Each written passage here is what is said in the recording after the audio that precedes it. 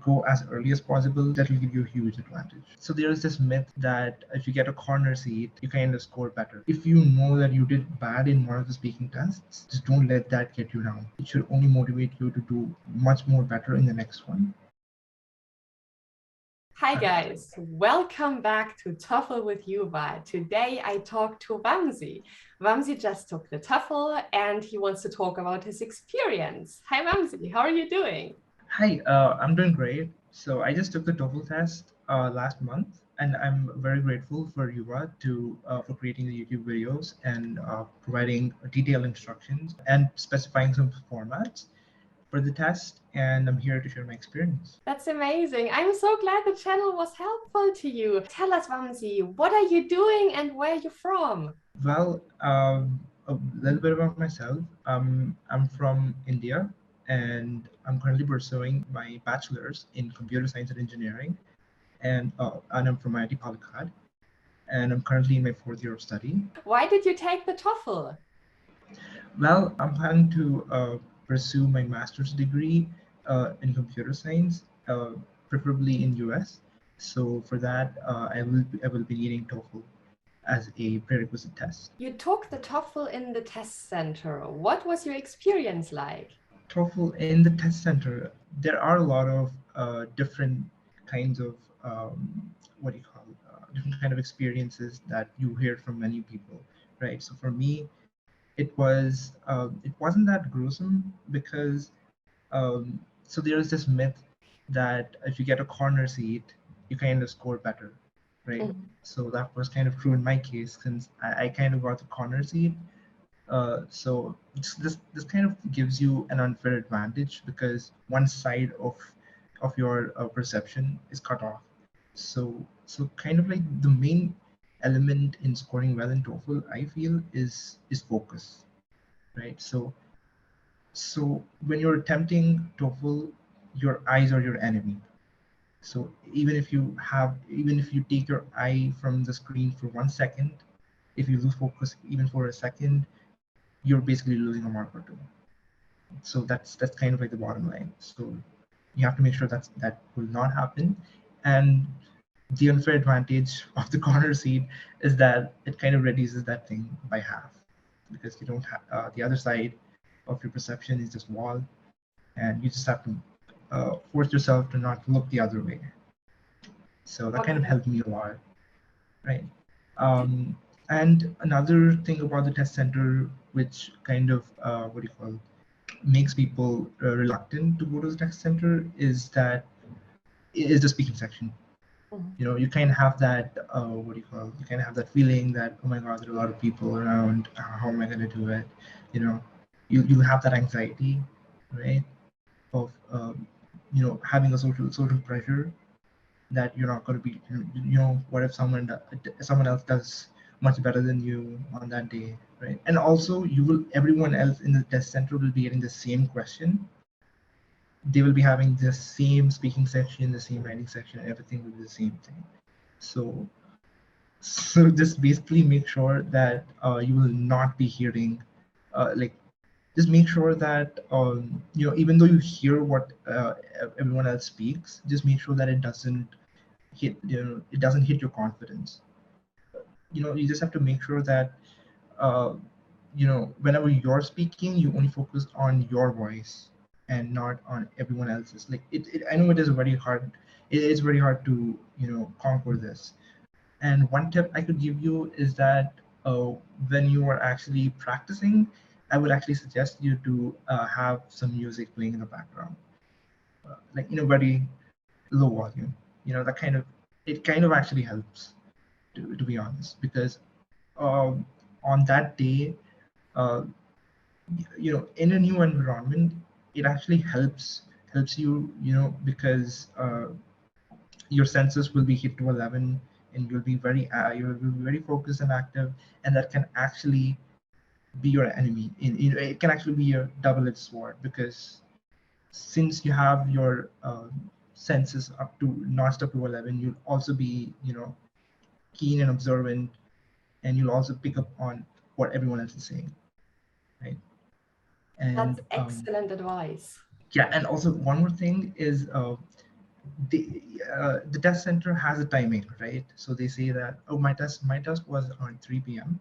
So it's not necessary that you be there at 3 p.m. I suggest you to go way earlier, like an hour before. So I went to my test center at 2 p.m. and they actually started the test, and that gave me a huge advantage because there were literally, like, I think there were 4 people when the test was started. So that way your speaking section won't be as polluted as you think, because only 4 other people will be speaking at the same time as you're doing. So go as early as possible, and that will give you a huge advantage. That's amazing advice. Thank you so much. I think this is very helpful because, especially if you take the TOEFL in the test center, the fact that there are so many other test takers taking the test at the same time can be a huge challenge, as you said, especially because of the noise that can distract you. So I believe it's really important that you keep your focus and that you focus only on what you are doing at the moment, because this can really help you Sure. get a high score, right? Vamsi, you got a very high score on the TOEFL. Congratulations. That's really amazing. How did you prepare to get such a high score? Well, for the preparation, so my circumstances were like this. I just finished my GRE on 10th of October, and so I had like a week to decide if I had to take TOEFL then or later. So apparently, this TOEFL on test centers, they only usually happen on the weekends. So it's usually on Saturday or Sunday. So I booked a Saturday slot, and so I had like 6 days to prepare. Um, So yeah, the first 2 days I kind of blew it off because I really wanted to relax after GRE, and then the next 3 to 4 days of the first thing I did was, okay. I also had some friends who took TOEFL ahead of me, so they kind of advised me on the test format and what to do, but it was kind of vague, so I really wanted to research on my own. So what I did is, I first went on YouTube. I literally typed TOEFL. I just typed TOEFL, right? And then the first video was Juva's, and then I just started watching one of those videos. I think it was the speaking section format. Yeah. So once I started that, from there I jumped to the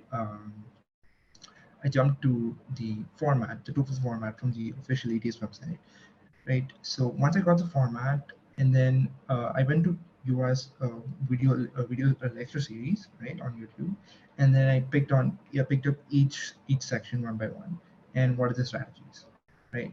So for me, reading and listening kind of came naturally because I'm mostly like, this is reading and listening is part of my life, like as a undergraduate student.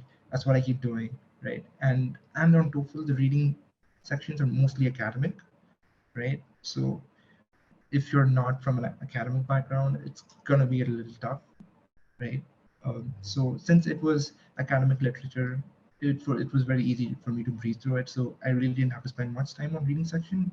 The only time I spent on reading section was towards the end, where they asked you those summary questions, right? So that was one thing where I struggled to select. You have to select three important three important sentences, right, out of the six sentences they give. So that was one thing I struggled with, and I kind of practiced 3-4 sets.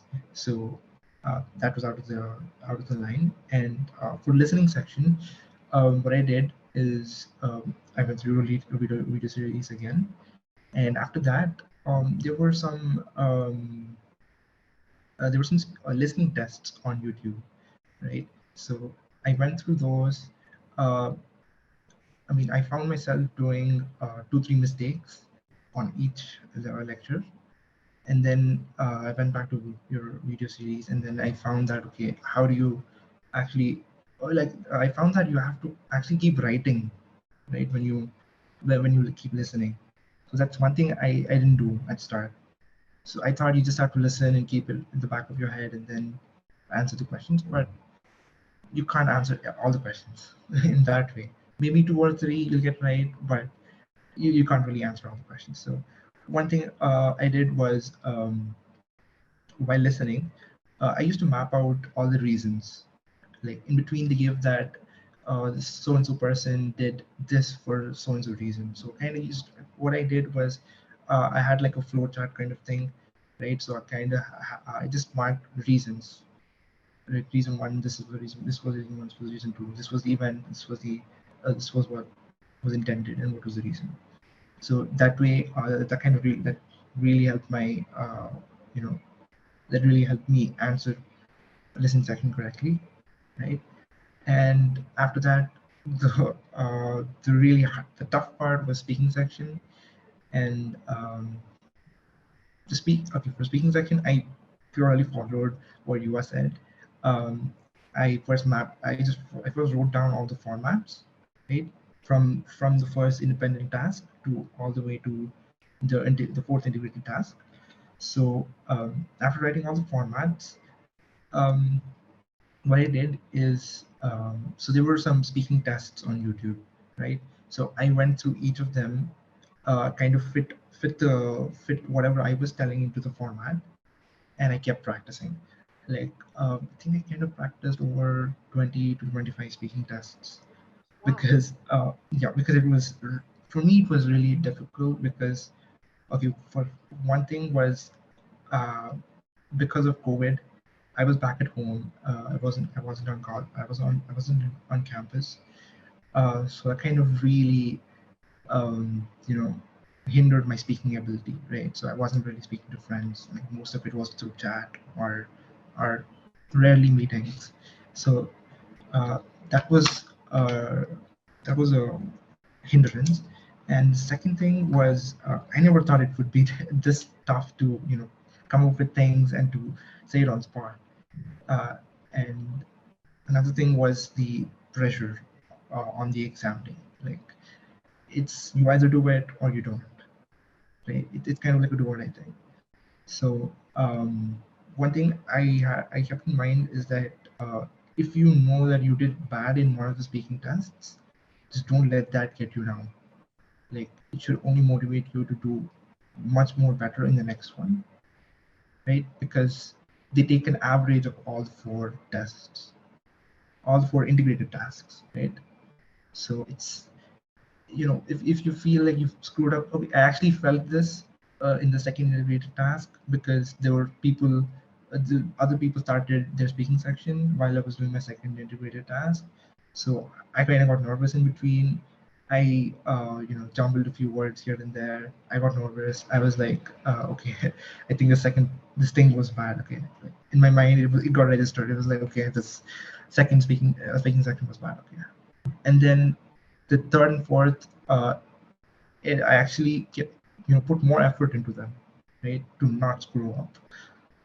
So that kind of helped me average score, and I'm kind of surprised I got 29. But yeah, and one big mistake I did was the writing task. I actually didn't prepare at all, because I thought, I wrote essays on GRE, so I was like, how hard can they be, right? So I really didn't prepare for those. So that was my mistake, and hence the score. Amazing. But in the end, you got an amazing TOEFL score. Yeah, indeed, You yeah. can apply to It your was. dream universities. I mean, that's just awesome, right? Yeah. Vamsi, thank you so much for sharing your experience. Thank you for giving us an insight into what your TOEFL experience was like. And I wish you all the best for your applications and your studies. Thanks a lot, and thanks a lot for your channel. It really helped me. Like, I was like a 0 in TOEFL from 110 because of your channel. Yeah, it really helped a lot. Yeah. Thank you so much. I'm so glad the channel was helpful to you. Thank you, Vamsi. Yeah, thanks a Bye-bye. lot. Bye bye.